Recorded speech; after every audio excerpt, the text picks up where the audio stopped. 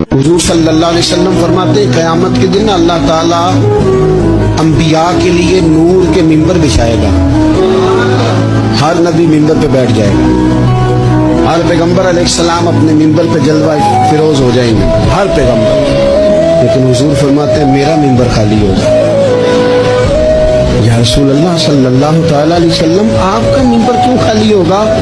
حضور فرماتے ہیں میں ممبر چھوڑ کے رب کی بارگاہ میں کھڑا ہو جاؤں گا, اور اس ڈر سے کھڑا ہو جاؤں گا کہ ایسا نہ ہو کہ میں جنت میں چلا جاؤں اور میری امت رہ جائے.